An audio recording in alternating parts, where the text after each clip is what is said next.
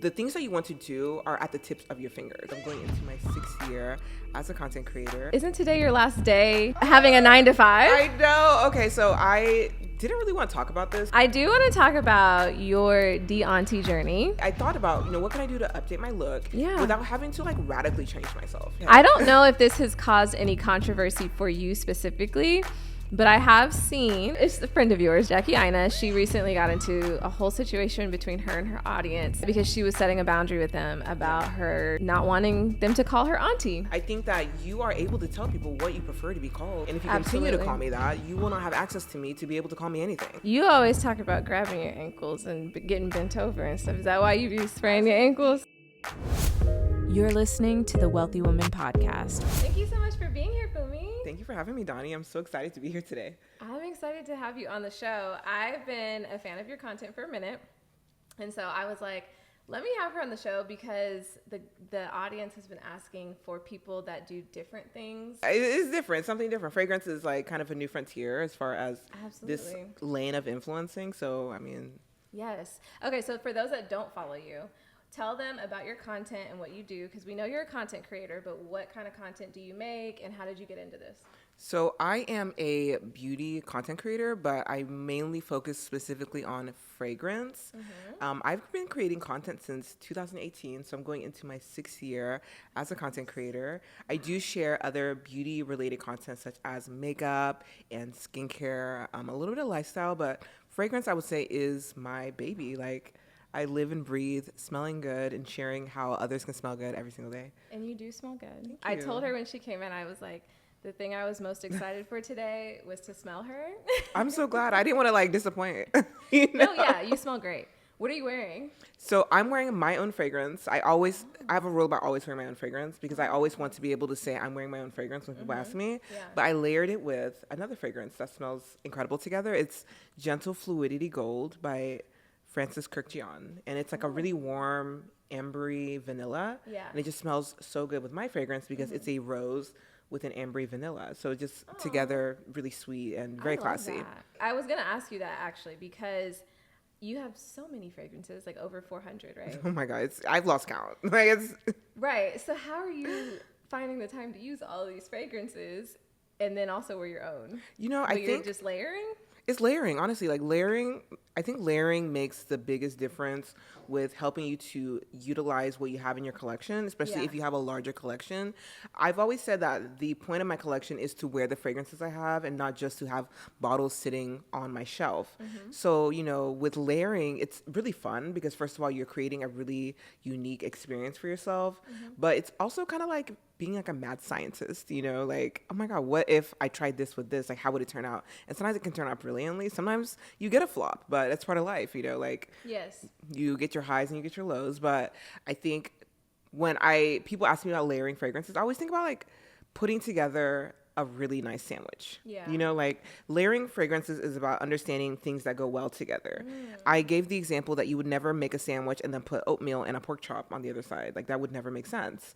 But you would put together, your lettuce, your mayonnaise, a slice of bacon, maybe a piece of turkey, a slice of cheese. Those are all ingredients that would complement, exactly, like a charcuterie board. They would all complement each other. You would never do a bowl of oatmeal and put a pork chop. Right. That don't make sense. And a slice of cheese on the charcuterie board. But you know what? I think it is a talent, though. Just like with music, I always say you have to have an ear for it. Or with content, you have to have an eye for it.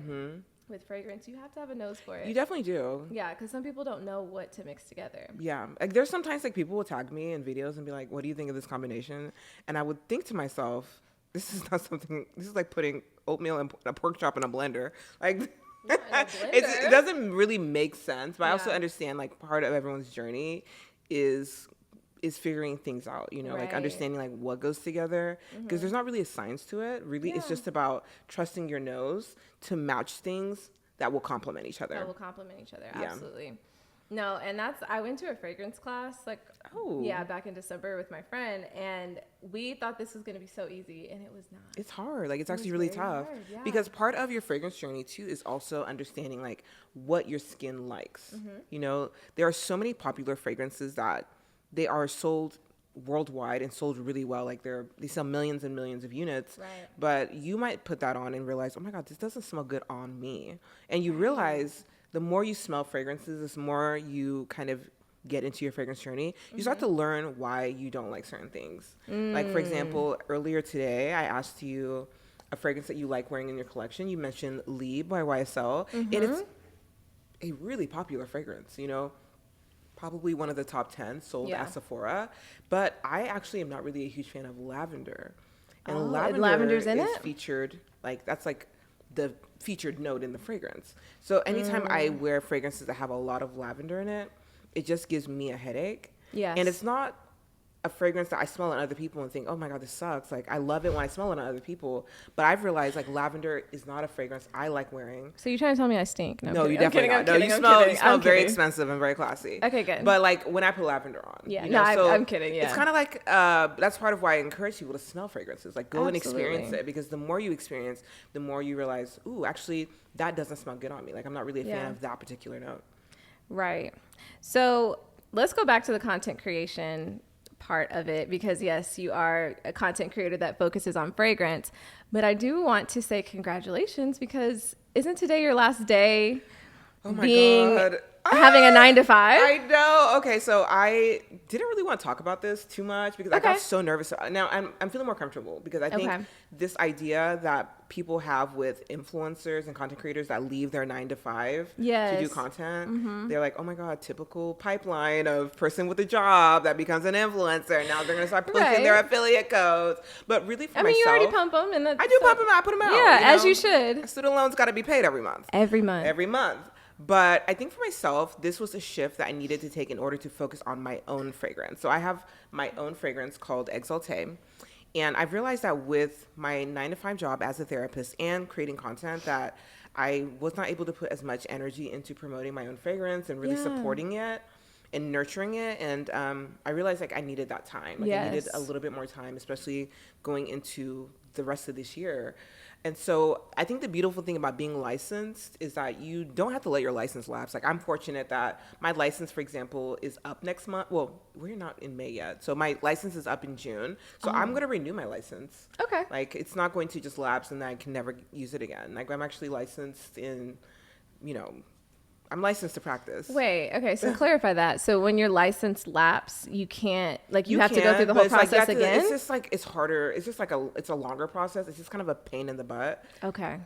It's not impossible. It's just like a pain in the butt versus just like, you know, renewing your license. Got it. And like, as a therapist, like, my license renewal just involves continuing education every year, which I think makes sense for this type of profession, that you're continually learning about, like, ethics, working with people from multicultural backgrounds, like new techniques in, like, therapy and counseling and other things, you know, that will make you a competent practitioner. Yeah. I think it's a wonderful thing to ask of people, and people in medical professions also have to take continuing education. But I personally will not. I'm not saying I will never go back to being a therapist.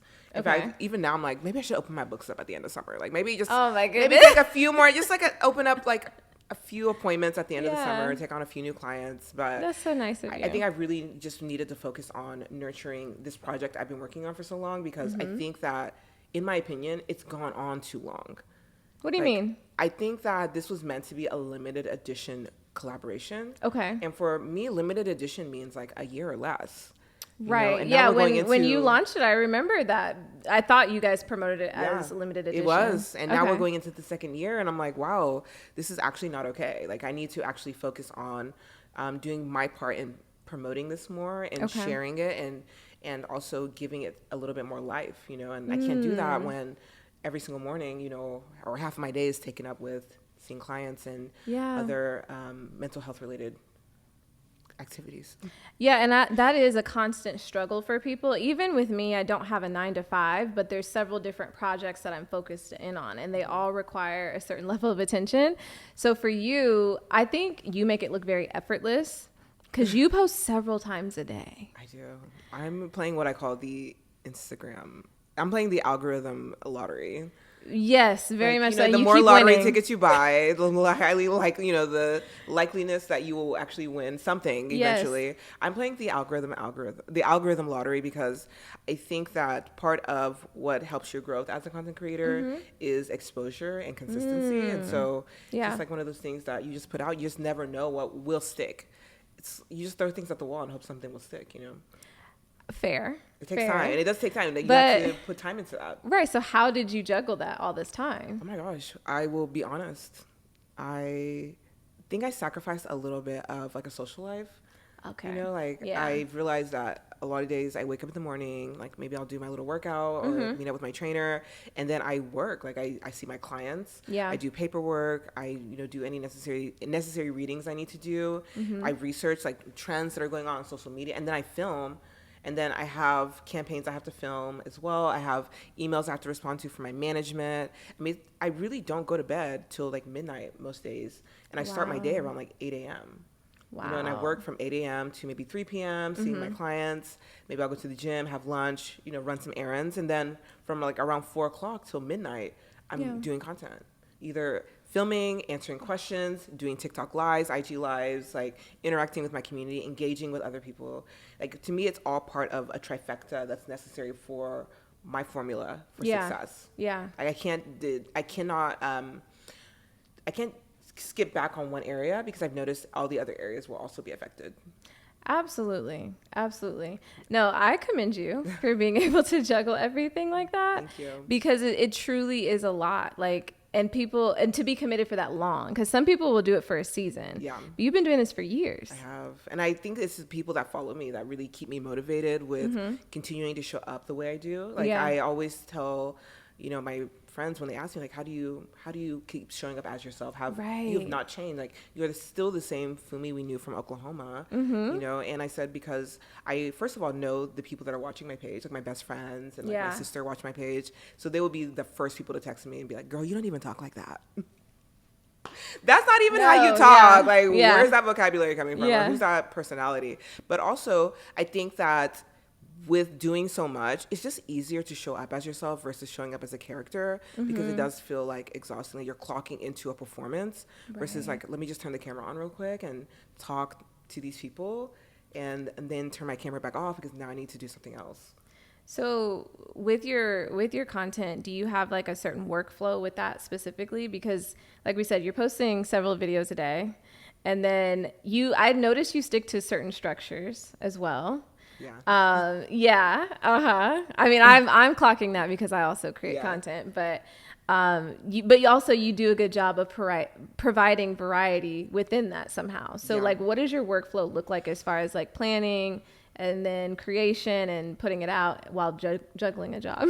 So I don't know if this is like the Virgo in me or this is like the grad student in me, but I really appreciate like the technical aspects of content and also studying statistics and trying to figure out what works. Yeah. I think the biggest thing that you can do as a content creator to kind of nurture your success is to be strategic with the kind of content you put out so that you are not just boxing yourself into one place. Yeah. One of the things I always talk about is not limiting yourself to a specific niche. Yeah. So although like I am known as the fragrance girly, like I know that that's not the only source of income I want to have. So I know it's important for me to share get ready with me videos where I'm doing my makeup or maybe doing my nighttime routine, sharing a cool trick I learned, maybe whether it's from social media or my time in grad school when I worked as a freelance artist with Bobby Brown. That was really fun. I've really done a lot. Yes, like just as far as like random jobs, like I've literally done everything. But just like little things like that help you to stay engaged with your community, but also to make sure you're positioning yourself for the type of partnerships that you want to get. Because otherwise, you can really box yourself in and limit your income, honestly, or even the types of opportunities you get. And like last year, I got invited on, I think I did 10 brand trips last year.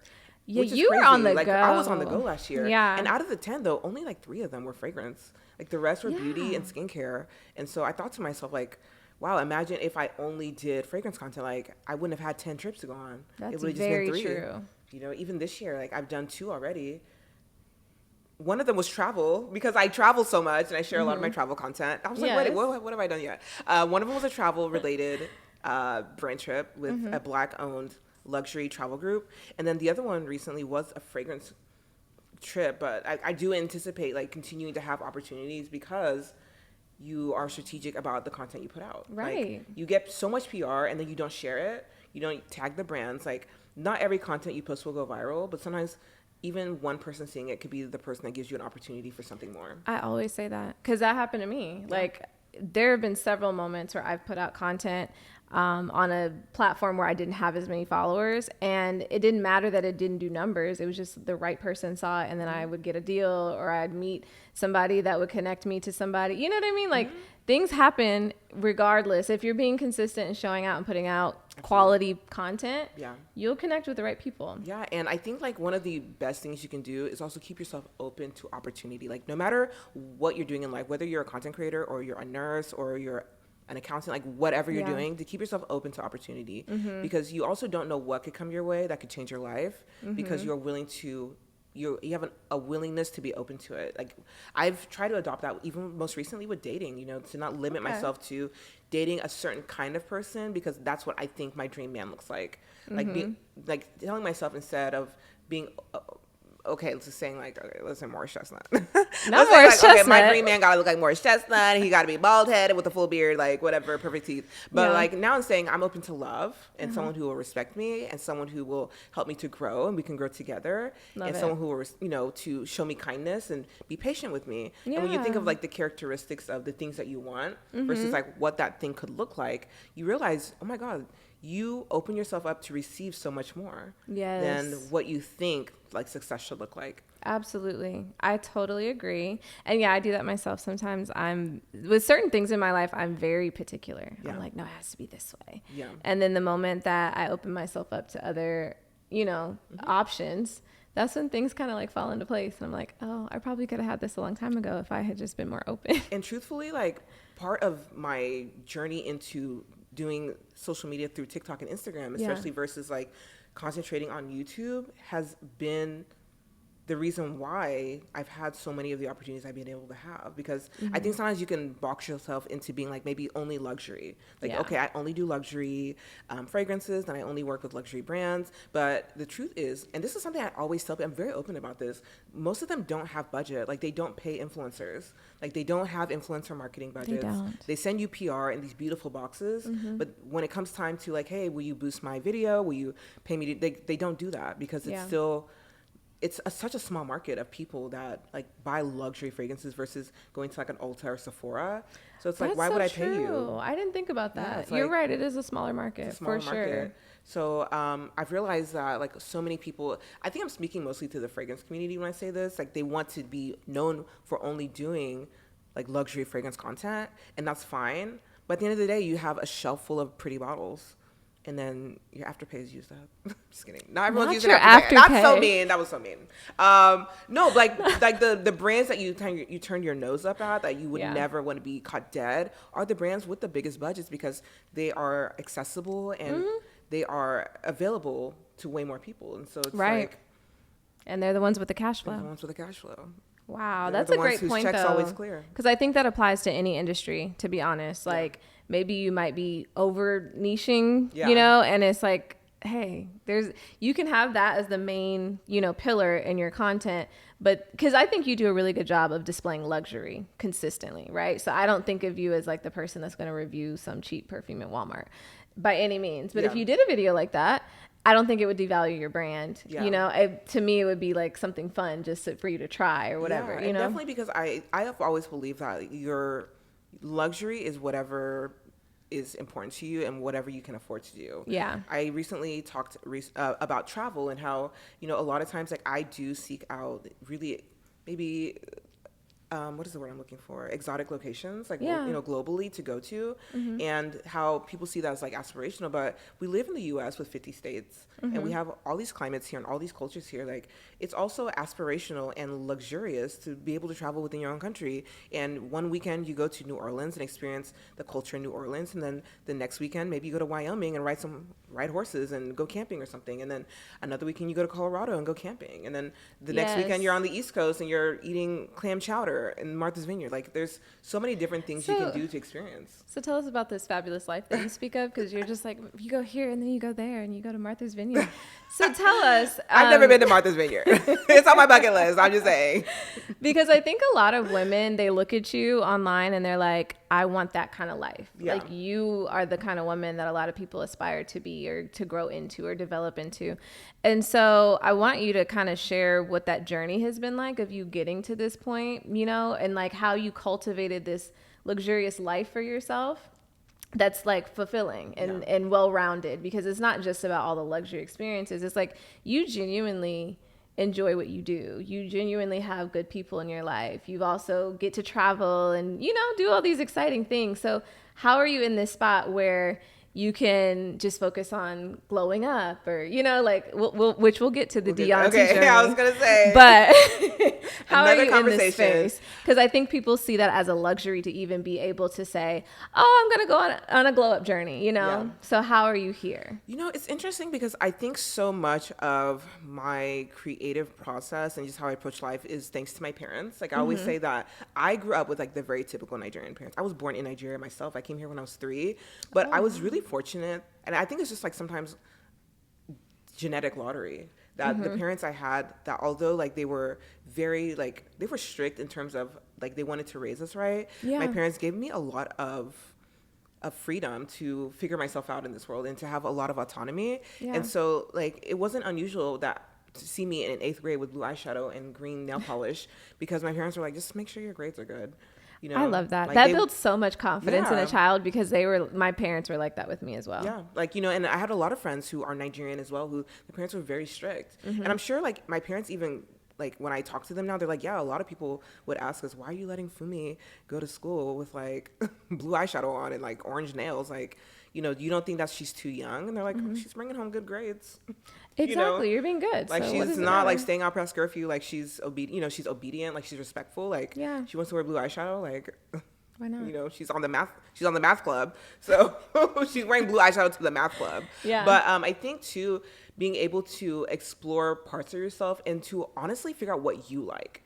Because I think the biggest thing that a lot of people struggle with is, especially coming into adulthood, is looking around and seeing what other people are doing and thinking, well, this is what I need to do in order. This is what success looks like. This is what luxury looks like. Yes. Versus being able to just go out and figure it out for yourself, you know? And that's why I said, like, you know, with travel, like there can be so much pleasure. I just recently saw a tweet from someone saying like Turks and Caicos is no longer cool because everybody goes there now. And I'm like, you mean Black people go there? Like, you know, but really it's like people are now getting passports and traveling the world. Yeah. And, you know, places that seemed exclusive to you before are no longer exclusive. But what happened to just like being able to just go out and experience things, you know? Right. I'm still going to go to Tulum if I feel like going to Tulum. Listen, I don't care how played out Mexico is. I go to Cabo every single year for a solocation. Yeah. Because it's still a vibe. It's a vibe. First of all, it's a 2.5-hour flight from Dallas. And it's cheap too. It's cheap. I can go there for a weekend or a week. I'm gonna have a good time. Like sometimes it's just the act of getting away, you know. And it doesn't matter if you went away on a 20-hour flight or went away on a 2-hour flight. Like, you know, I think there's this weird judgmental thing about, well, you went to Cabo, but I went to Tahiti. You know, I hate people like that. Cares, you know, like we both spent money. We both spent money. Right. So I think that for myself, you know, I've always really enjoyed travel and meeting new people. Like even from a very young age, I've always had friends from different backgrounds, and other people's cultures have just always been fascinating to me. Yeah. So being able to go and meet new people and talk to them and learn about them, it's so intriguing. So that's why I do love travel. But as I get older, I'm 33 now, I enjoy also being able to rest and be comfortable while I travel. Yes. So maybe as in my 20s, my friends and I would like take a backpack one weekend and go stay in a hostel like in Colombia or something. And, you know, it would be a very cheap trip, but we got to experience it. Now, like at 33, I'm like, okay, which St. Regis property am I going to stay at? And do I have enough points to book a business class seat? Because I want to be comfortable. It's a long flight. Right. It's like at the end of the day, it's still the fundamental thing that you desire, which is travel and getting to meet new people. No, I love that. I absolutely love that. Okay. So you were clear on who you are and what you desire in life, and you went after it, right? Yes. And you know, understanding, I think too, like this idea that the things that you want to do are at the tips of your fingers. Yes. And it's not always that you'll get to do the things exactly the way you want to do them or how you envision them. You know, like I remember a few years ago I was dating this guy and he was, you know, pretty well off. And he wanted to go to Greece one weekend. He was like, hey, let's go to Greece for my friend's birthday. Like, I just started dating him and I was like, oh my God, I'm so excited, because the last guy that asked me, I wanted to take me to Chili's. So, I mean, going to Greece, a huge difference. But it, like, my sister is going to kill me when I tell this story, because I told her one day I'm going to hold it over her. It was the weekend of my sister's birthday, and she was like, you are not going to pick a guy you've known for 1 month over your own sister. So I ended up not going to Greece. Not her birthday. I know. Oh, and to this day, I reminded her like a couple weeks ago, I was like, I never forgot that. Because one of these days you're going to want to take a trip with a guy and I'm going to say, oh, it's my birthday weekend. You remember when I couldn't go to Greece? Right. But I remember like the guy, like I said, he was a little older than me, so he was doing really well. And I always thought to myself, well, when am I going to get to go to Greece again? You know? And after we broke up, he kind of held that over me, like, oh, I'm doing better than you. And like, when are you going to get to experience all these things like without me? And I said, you know what? I'm going to go to Greece. I might sit I'm going to sit in row 46J. And it might be a 2-star hotel. But I'm going to get there. I'm going to get to experience Greece, because at the end of the day, I'm going to get to Greece. I'm going to get to eat the food, breathe the air, dip my toes in the water. Like, how I got there doesn't matter, but I'm going to get there. And that's my approach to everything. Like, how I get there doesn't matter, but I will get to experience it the same as you. And actually, let's dig a little deeper into that, because I think a lot of women feel like they have to wait for something to happen in order for them to live the life that you're living, right? They have to wait for a man, or they have to wait to get to a certain spot in their career or whatever. And it seems like you have just more so been like, what is the life that I want? How can I get it now? Yeah. I think it's a big thing that I try to focus on is the experience of what it will be like when I get there versus how I got there. And a lot of times, oh my gosh, I'm Nigerian. I remember one time, this is why I don't mind missing Thanksgivings, because I had an aunt who was like, oh my God, Funmi, you travel so much. You know, like, do you know what people say about girls that travel that much? And I was just like, what did they say? I don't know, Auntie, what did they say? And she was trying to insinuate I was fast. I was fast. But I was like, girl, relax. Right. You know, because I was thinking you're making assumptions. And I get, like, that's the, you know, the culture you come from. Yeah. But I think, too, it's like, sometimes you do things because you have the opportunity to do it. Like, I don't want to be in my 50s and wish I'd traveled and wish I'd done XYZ, you know? Yeah. Do it today. Like, you also don't know, like, life is so short. Very short. I have a really good friend that passed away last year, and before he passed away, he'd actually moved out of the country. So I remember he was just like, oh my God, I'm so tired of living in Dallas. Like, I want to leave this country. And he'd been saying that for so long, and he finally got an opportunity to work abroad. His job had to open up an office in Ireland. So I remember one day he called me. He's like, I'm moving to Ireland. I'm like, do they like black people there? I don't know. Like, what do they eat in Ireland? Like, what's their native food? But I just think to myself, like, that was the last thing he got to do, was he got to live abroad. And while he was abroad, he traveled so much. Every weekend he was like, I'm going to Saint Tropez. I'm going to Italy this weekend. Because it's like he's in Europe, right? It's so easy to hop on a train. As he should. And go to Amsterdam. Yes. And so I just think to myself about how, like, if he'd said, well, after I'm done having kids, or after I'm done hitting XYZ goal, then I will get to go do XYZ. Like, I'll go chase my dreams, when it didn't unfortunately work out that way for me. He passed away. That's so sad, and I'm so sorry for your loss. I totally understand.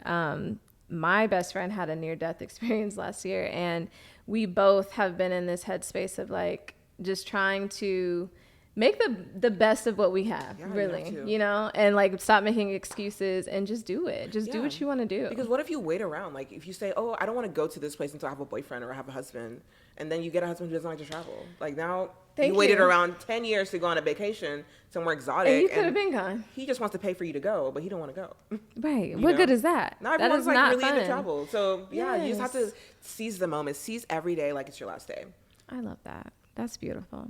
And I hope that someone listening to this, like, hopefully that was your sign. Maybe you're listening and you've been sitting on something that you've been wanting to do and you've been waiting for people to do it with you. Just do it. Just find the time to do it now. Yeah. Okay, now no time like today. No time like today.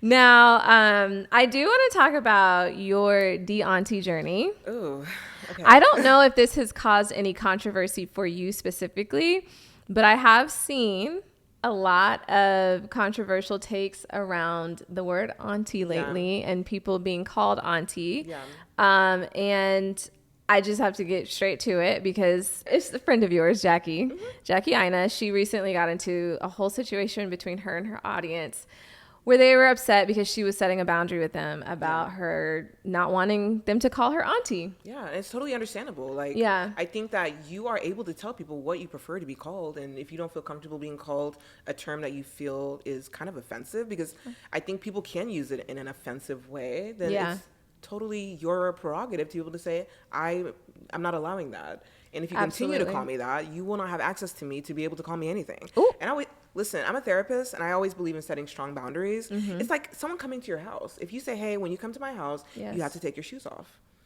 And they come over, and they're like, well, when I came over last week, you didn't care if I had my shoes on.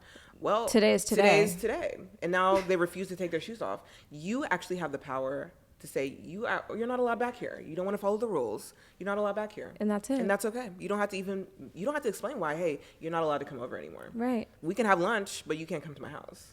And I think it's the same way with allowing people to have access to you and be able to refer to you in a way that makes you feel uncomfortable. Yeah. I think for myself, the Auntie journey was kind of a tongue-in-cheek term that I came up with. It's really just a glow-up journey. But it's about also reversing how I come across as far as aging yourself sometimes with either outdated makeup styles, outdated hair, outdated clothing, like even just kind of modernizing yourself a little bit. Maybe not existing in your heyday in summer 2016. What is the song of the summer? Controlla. Yeah, Controlla. I think a lot of us exist in this nostalgia, glory days, and nostalgia of 2016, and we're 8 years past that. Like makeup trends have changed, clothing trends have changed. We're 8 years past. Actually, no, is it? It's 2016. Okay, yeah, you're right. Yeah. I don't know why I was thinking. It's 10. Almost a whole decade. Yeah, you know? Like people born in 2016 are now in the second grade.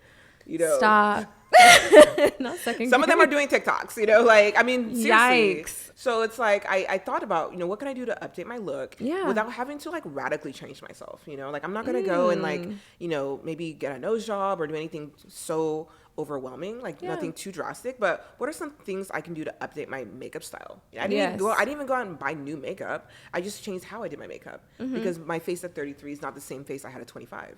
Yes. Your features change as you get older. Girl, even happens. Right now, I'm my face just a few years ago looked different. Yeah. So, I feel you. With how you dress, I looked through my closet, I was like, dang, it's a lot of things with cutouts in this closet. Not knowing good and well I wear Spanx with everything. Oh, what were you doing with the cutouts? I had a low back, cutouts on the side, it's cute. Okay. But nowadays I have to put Spanx on with everything, so I can't even wear this. So it's things like that you realize you hold on to stuff that, oh my God, this fit 20 pounds ago. Why is it still here? Or this is not even a particular style of clothing I enjoy wearing. I realized, oh my God, too much pattern, for example. I realized wearing too much pattern was giving auntie on me. Now, it's not giving auntie on everybody else. I'm not saying that. Yeah. But I realized when I wear a lot of pattern or really busy prints, it's giving kind of older and matronly. So I just started kind of, asking myself, what can I do to shift my personal style so it's reflective of this state I'm in right now at 33. I don't want to give 45.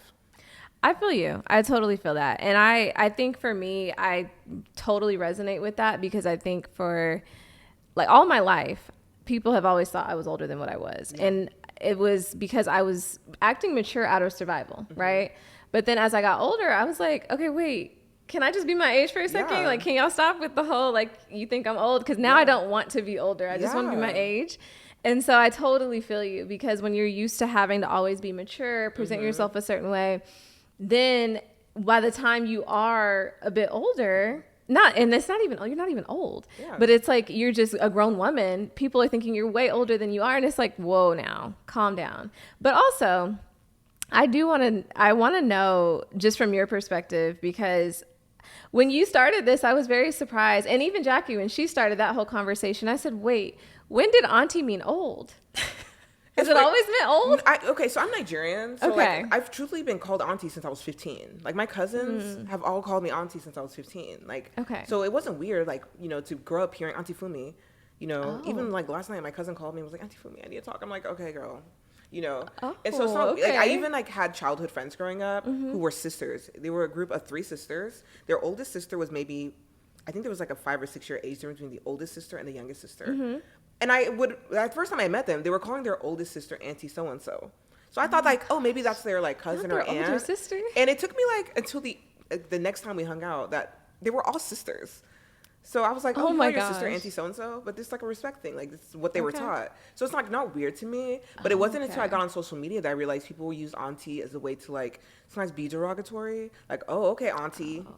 Oh. You know, like, it's like, it's the tone. It's the tone. It's the tone. You're right. Everything is about tone. And so like, sometimes it's like, oh, okay, auntie. Like, it's not giving what you think it's giving. It's not endearing. Yeah, it's not endearing. And so to say I don't feel comfortable being called auntie, like, yeah, that's okay. Like, now I'm limiting auntie to people that are my actual family. I'm like, okay, that's okay. Yeah. But, you know, you random people online calling me aunt. And sometimes it's older people calling you auntie. Like, sometimes there'll be someone who's like in their 40s calling you auntie. It's like, you don't find that strange? Very strange, actually. But for me, it was like about what auntie embodies. And I think a lot of times when we think of like the auntie, we think of, you know, the lady who dresses kind of, you know, outdated, fashion's kind of outdated. Clothing is usually like either too tight or like, you know, leopard print head to toe, you know, kind of like, you know, the not really stylish, like bad wig. Not the bad wig. Yes, the bad wig, actually. The bad wig. You know what I mean? Like, I do know what you mean. And also sometimes like maybe personality wise, maybe judgmental or bitter or like looks down on younger people. Like, that's so true. Oh, you act so fast, you dressing so fast, you know, like kind of being judgmental.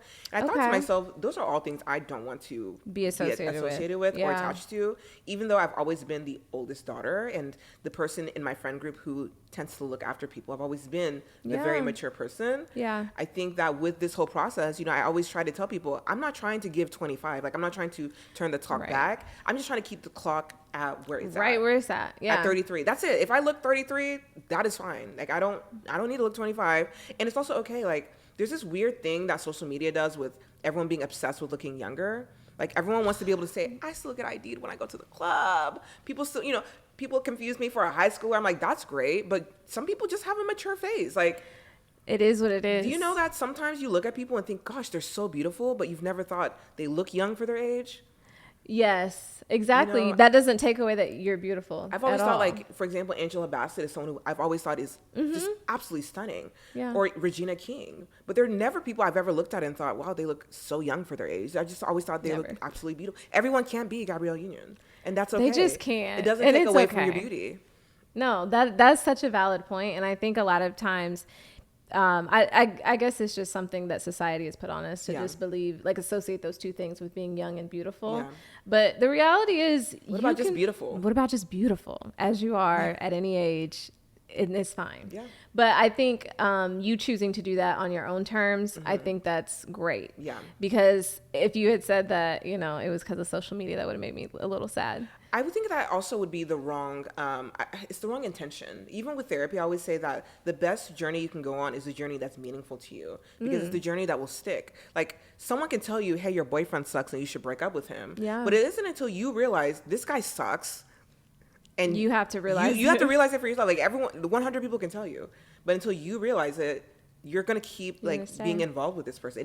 It's not impactful to you. And so with myself, you know, I started looking at clothing in a way that, first of all, helped me to respect my body. Yeah. You know, instead of saying, oh, I wish I was the size that could wear this, or I wish I had the body type that could look good in this. Yeah. I started saying, I got to work with the material that I got.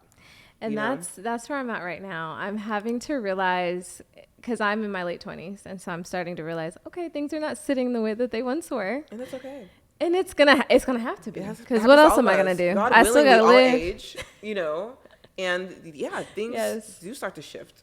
They start to shift. And it's okay. I'm still cute. Still fine. Period. Exactly. The face card has never declined. Never. Hasn't stopped anything yet. Exactly. So we good. Yeah. We're good. So it's just like not being afraid to be able to say, I want to. It's a glow up journey. But it's a glow up journey that means something to you. It doesn't mean that you have to lose weight. It doesn't mean you have to go and get a nose job or get a BBL or do anything. Like, it's what will make you feel the most accurate representation of how you see yourself. So what do you think has been the most impactful thing that you've done so far in your glow up journey? Go to therapy. Oh. Go to therapy. I'm a therapist, and I advocate for finding a good therapist that's a good fit for you. Mm-hmm. Like, I ask my therapist friends to recommend other people, and half the time they'll recommend me their therapist. Like, when I asked my therapist friend, like, hey, do you know a therapist? She was like, oh, my therapist. And I was like, Ariana, what are you doing here? You have a therapist too? Like, it's not just, it doesn't make you feel like, oh my God, I'm so weird for having a therapist. Like, we all have one. And I think the biggest thing is, one, learning how to not take myself seriously. And two, also being able to say that feedback was kind of right. It was solid. It was solid feedback. Maybe I didn't like the tone. The tone when they said the wig was tired, I think they could maybe said it in a kinder way. Said it a little different. Maybe say, hey, that's not the most flattering style. Yes. Like sometimes it's really just about how you give feedback.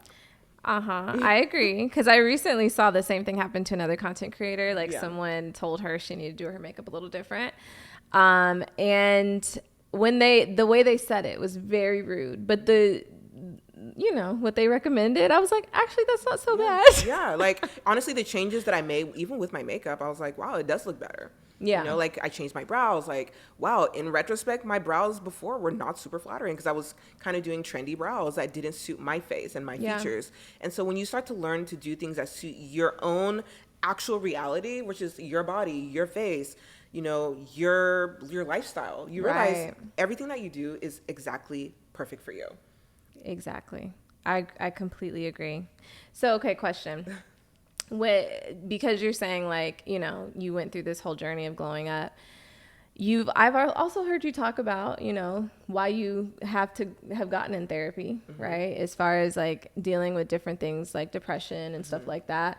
And so I know, of course, it's gotten you to this place, but at that time, what were some of the tools that you started using? Because I've heard you talk about like cognitive behavioral therapy? Yeah. So CBT, So was that one of the main things that you started doing to get you out of that space to even get you to this point? Or, absolutely. Yeah. So my first therapist I had in Oklahoma, who actually is the one that inspired me to even start doing content, she really kind of helped me every single day to figure out the things that were triggering me, number one, but also to be able to like laser in on the things that were making me happy. She always has this thing where she said the call is coming from inside the house. Ooh. So she would say, well, who told you that? Like whenever I would say, well, I don't feel like I'm interesting, or I don't feel like, I'm attractive or smart enough or funny enough, she would say, well, who told you that? Tell me, let's make a list right now of who told you those things. Ooh, not a list. And the list would be Funmi Monet, Oluwafunmilayo Monet, and Funmi Monet. FM Funmi Monet. Like it was just like literally all coming from all myself. you. Yeah. And so I realized, oh my God, I had to start turning these narratives off that I've created about myself, because otherwise like life is going to be very miserable for me. Very. And it's not fair to exist in a place where you are in a cage in your own mind. Yeah. When I started therapy, that I didn't go to therapy for depression. It was just like my life was falling apart and I said, oh, something's going on. I need to like talk to somebody. But that was one of the first things that we talked about as well, was cognitive behavioral therapy. And she kept saying to me, because I was having like anxiety attacks and panic attacks, and she was just like, okay, you're having anxiety about things that haven't even happened yet. She's like, that's what anxiety is. It's about the future. And then depression is you focusing on the past. Yeah. And so when we got into that, I ended up getting this journal, and it kind of walked me through the steps of like, why do I think this? Who told you this? Is this rooted in, in reality? And just seeing how my thoughts were at that time, I was like, oh my gosh, I'm like making up whole storylines that are not real. I'm nuts. No kidding. And they're also unkind. They're very unkind. Like you would never think this way about your sister or your best friend. Never. Or even a total stranger that walked up to you on the street. You would never say those kinds of mean things to anybody else. So why is it that we feel so comfortable saying these things to ourselves? Like why are we so cruel to ourselves? So cruel. It's very unfair. So when you do the therapy or that type of therapy, the goal is to adjust what the thought is, right? Yeah, that's what it is. And so when you do that, of course, it changes the way you act in the world. It changes, how you experience life. Yeah. Do you feel like, because I just have to get a little woo-woo. Because people always talk about a similar concept in manifestation. It's like you have to think about it, decide what you want, visualize it, believe it can happen, and then you take action based on that belief, right? Yeah, so is it similar? Like, do you feel like if someone practiced cognitive behavioral therapy, do you feel like they would actually end up being able to change their circumstances? Absolutely, because it's once again this idea that you're opening yourself up to receive. And a lot of times with, you know, having very negative thoughts towards yourself, you close yourself to opportunity. So you close yourself to being promoted at work. You close yourself to having nurturing friendships or, you know, new relationships, or being able to even change how you exist in the world, you know, with how you navigate relationships or anything with anybody else. And once you're able to start affirming yourself, you start receiving the things that you never thought that you deserved, or you never thought that, you know, should come your way, or, you know, for, you know, whatever else. And I have personally seen a lot of people go from having terrible, you know, anytime I see someone that has a terrible dating history, consistently dates losers, right? I always say, like, it's not these men being attracted to you. It's that sometimes, like, your self-esteem is so low that that's all you feel you deserve. And so that's what you get. Like, you get what you deserve. Yeah. Or you feel you deserve. And then when you start feeling like I deserve better, and you start knowing that, you're affirming yourself, you start noticing better kinds of people come towards you. As well as even friends. Like, when people are like, oh my God, every time I'm in a friend group, it always is so terrible. And I'm like, well, you keep attracting to terrible people. Right. You know, something in you told you to sit there and entertain that until y'all became friends. Until you became friends, or you accepted like this kind of either lackluster communication, less than enthusiastic about making plans with you. Like, if that's what you feel like you deserve, then that's what you get. That's what you get. You know, until you get to a trip in Miami and everything blows up. Not a trip. It's always Miami. Why is it always Miami? That's where it blows up. It's never anywhere. It's never Vegas. It's never New York. It's always Miami. Always. It's always Miami. Always. Okay, so question. Okay. To bring it back to fragrance, because I want to talk a little bit more about your fragrance before you have to get out of here. So with fragrance, of course, like you said, you have your own fragrance. What was that experience like of developing that fragrance? It was honestly such a rush, because I think something that's very not talked about enough, I think, especially for fragrance content creators, is knowing that for Black creators, like, the opportunities that are offered to us versus other people are a lot, they come far and few between. So I kind of saw this as like my ability to be able to create a masterpiece. Like, this might be all I get. Like, there might not be any brand that ever comes to me, not because I'm not deserving, but it's because, like, they just don't often see value in Black creators, you know? So when I was able to get the opportunity to work with Bella Aura to launch my own fragrance, you know, I thought about if this had to stand the test of time, this was the only thing I ever put out, I wanted it to be a signature scent that anybody could put on and it just feels classic. Yeah. You know, like, you can wear this any time of the year. Anybody could wear this, whether you are someone who loves fragrances or someone who wears fragrances casually. Like, you would find this special. Yeah. And the name Exalte means someone that should be exalted, celebrated, lifted up. Like, I just wanted you to feel uplifted when you put it on. And so that's kind of the whole experience. You smell uplifted. Smell okay. Yes. I gotta have it with me. Ooh, okay. I always have a little bottle on me. I think you'll love it. And what I love about fragrance is it smells different on people versus in the bottle. Yeah. And so on you right now, it smells a little different, but it both smell great. Thank like you. It smells great on you, and then in here, I smell it more fruity in here, and then on you, it smells a little more floral. Yeah, definitely. It's and a little lemon. I smell the pepper note too. Ooh, this is good. Okay, wait. I'm gonna get some. Feel free to spritz. Listen, feel free. You sure? Oh yeah. Okay. We're spritzing into abundance, so. Oh wait, I should have done it the way. There's plenty to go around. You have a tutorial on how to put that shit on. Yes. Don't be afraid. Okay. I'm afraid. I always say it's not gonna beat you up. Like, go ahead and use it. Okay. No, she always says you do it on inside your elbows. Inside your elbows. Okay. So we have some here. And then I did some on my chest, right? Chest. And where else do you say? Back of your neck. Back of my neck. Sides of your neck, either one. I don't think anybody's going to smell there today. Well, you never know. You right. You never know. You right. It's Tuesday. Tipsy Tuesday. Okay. And then you be spraying down here too. But it depends. Like, I was wearing boots one video and someone was like, you're not going to spray your ankles. I'm wearing boots. They're knee-high boots. Right. No one smelled my ankles. No one's smelling it. But I'll get the back of my neck. I'll get the back of my knees. You always talk about grabbing your ankles and getting bent over and stuff. Is that why you be spraying your ankles? The content is rated 18 and up. Very much so. This is a mature audience. Grown and sexy only. No, this smells incredible. Thank you. Oh my gosh. This is giving like signature fragrance. Like not just for you. I'm saying like this is something I would be like, oh, this is my go-to. Yeah.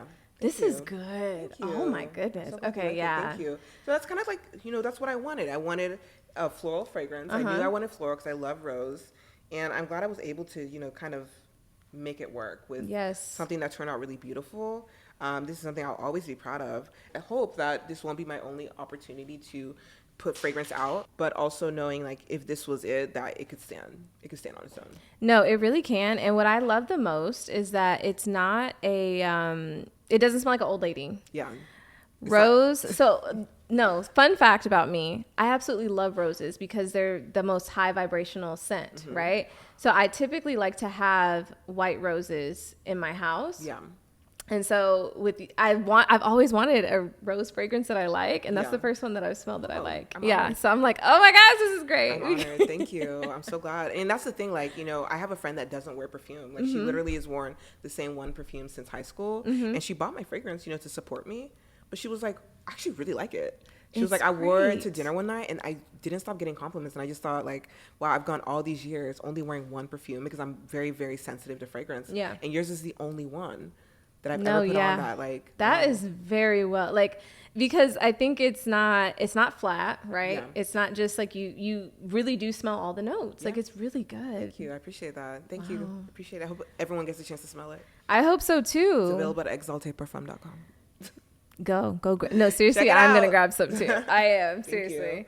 Okay, now, as far, like, when you're not wearing that, because I know you say you wear that all the time, but when you're not, just, in your own space, when you're not going out, what are you grabbing for the most? Like, what fragrance? When I'm at home, sometimes I just like to wear something that's clean and fresh. So there's a fragrance I've been wearing a lot recently. It's called The Musk.